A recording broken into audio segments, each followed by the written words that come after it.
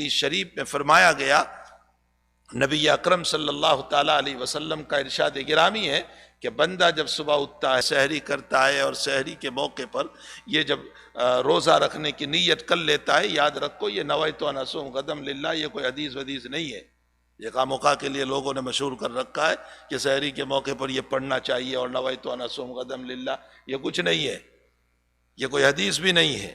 سمجھ میں آیا؟ یہ تو نیت ہے، اور نیت کس کو کہتے ہیں؟ سحری کھانے کے لیے اٹھتے ہیں اور دل میں نیت یہ ہے کہ میں روزہ رکھوں گا، یہ خود نیت ہو گئی۔ اب اس کے لیے نویت ان اصوم غدا للہ بولنے کی کوئی ضرورت ہے نہیں، یہ بلا وجہ لوگ پرچوں میں بھی چھپا دیتے ہیں اس کو، اور لوگ سمجھتے ہیں یہ حدیث ہے۔ جو ٹائم ٹیبل چھپتے ہیں نا رمضان کے، اس میں بھی اس کو لکھ دیتے ہیں، اور لوگ اس کو نیت سمجھ لیتے ہیں، لوگ اس کو حدیث سمجھ لیتے ہیں۔ یہ کوئی حدیث ودیث نہیں ہے، نہ نبی اکرم صلی اللہ علیہ وسلم سے اس کا کوئی ثبوت ہے۔ نیت تو نام ہے دل کے ارادے کا۔ ہم اٹھتے ہیں سحری کھانے کے لیے اور ہمارا ارادہ یہ ہے کہ ہم روزہ رکھیں گے، یہ خود نیت ہو گئی، اب زبان سے بولنے کی کوئی ضرورت نہیں۔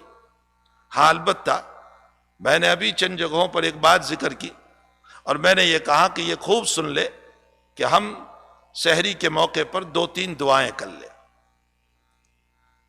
وہ دعائیں ضرور کر لیا کرے سحری کے موقع پر۔ ایک دعا تو یہ کرے کہ اللہ میں آج کا جو روزہ شروع کر رہا ہوں، اور تو نے اس روزے پر وعدہ کیا ہے کہ میں باب الریان سے قیامت میں داخل کروں گا، اے اللہ میرے اس روزے کو قبول کر کے مجھے باب الریان سے داخل کرنے کا فیصلہ کر دے۔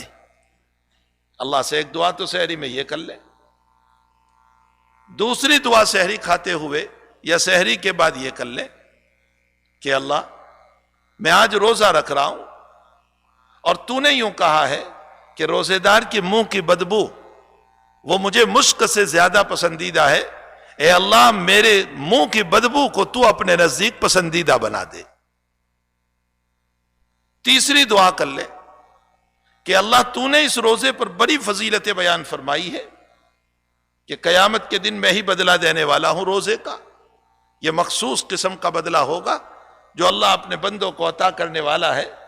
تو اے رب کریم یہ جتنی فضیلتیں تو روزے دار کو دینے والا ہے، میرے آج کے اس روزے سے تو مجھے عطا فرما۔